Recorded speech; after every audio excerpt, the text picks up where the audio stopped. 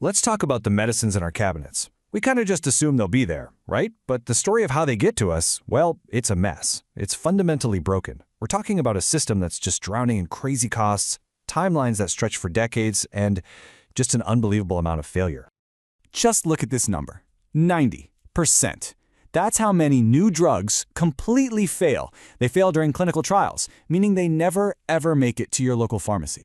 And here's the kicker. This isn't some quick failure. No. This happens after companies have poured, on average, 15 years and over $2 billion into a single project. Can you imagine that?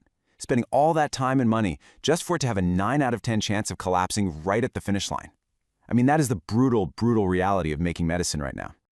So what if you could flip those odds? What if you could see the dead ends before you spend billions going down them? Well, that's exactly what we're digging into today. There's a new technology that's trying to do just that, using AI to basically light up the right path from the get-go.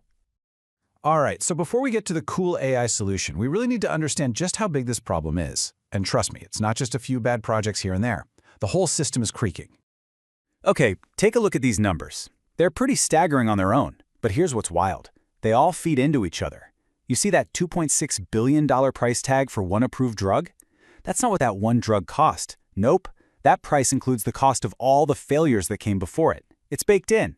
And when you see that 70% of the basic research can't even be replicated by other scientists, well, you start to see that the whole pyramid is built on a really shaky foundation. So, what's the root cause of all this? It really boils down to finding the right biomarkers. Now, what are those? Think of them as tiny biological clues, like a molecular fingerprint that tells scientists, hey, the disease is here, or, yep, this drug is working. The problem is, finding the right biomarker is like trying to find one specific magical grain of sand on an entire beach. And if you pick the wrong one, well, you've just wasted a decade and $1 billion. Okay, so if the system's broken, how do we fix it? Well, this is where it gets interesting.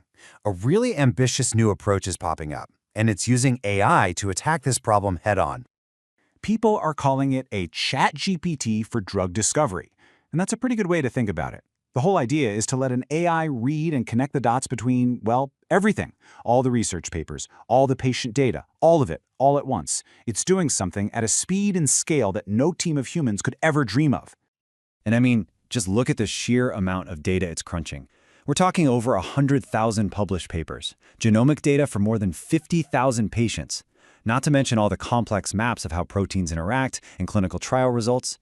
The AI just wades through this ocean of information, looking for these tiny, hidden connections, patterns that we humans would just never see. But, okay, here's the elephant in the room with any powerful AI, right? What if it just makes stuff up? We've all heard about AI hallucinations. And look, that might be funny if you're asking it to write a poem, but in medicine, you can't take that risk. A wrong answer, even if it sounds believable, could send a $1 billion research program completely off the rails. And that's why this is so different. This isn't just some generic AI they pulled off the shelf. It has its own dedicated, built-in fact-checker. It's a whole quality control system. And yeah, it's got a mouthful of a name, the Biopharmaceutical Research and Analysis Generation Assurance System. But we can just call it BiRAGAS. The best way to think about this? It's like an FDA, but for the AI's answers. It's a validation engine. Its only job is to make absolutely sure that every single thing the AI spits out is scientifically sound, that other scientists could reproduce it, and that it's trustworthy enough to bet the farm on. And we're not talking about a simple spell check here. This is a super rigorous 5-step gauntlet. First, it makes sure the question being asked is even a valid one. Then, it creates its own test data to check its ideas safely.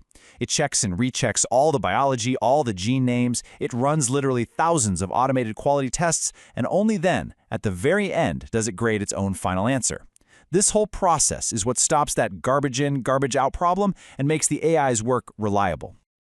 So you've got this trustworthy, fact-checked AI. What does that actually mean in the real world? Well, it means things get a whole lot faster. So this is how it used to be done. It's slow, it's manual, it's painful. You come up with an idea, you spend years analyzing data by hand, then you spend even more years trying to prove it in a lab. You could easily sink a decade into just one single idea. Now, get ready for this. The entire process, from that first spark of an idea to a validated list of potential biomarkers, is crunched down from 10 years to 3 to 5 days. I mean, that's not just an improvement, that's a completely different reality. And it's not just about speed for speed's sake. It's about being faster and better. Because of that BiRAGAS fact checker, it cuts down on the number of false positives, the bad leads that send scientists on a wild goose chase, by 70%. Think about all the time and money that saves by not running down those expensive dead ends. Okay, so let's look at a real-world example, because this is where the rubber meets the road. A pharma company was working on an oncology drug. The old way would have taken them 3 years and cost $50 million. With this AI platform, they did it in 2 weeks for $5 million. And the result wasn't just savings, they actually saved a failing drug trial from getting completely shut down. So let's zoom out. What does all this mean for the rest of us? Because this is bigger than just a cool new tool for scientists. This could be a genuine revolution in how we make medicine. For you, for me, for patients everywhere, the impact could be huge.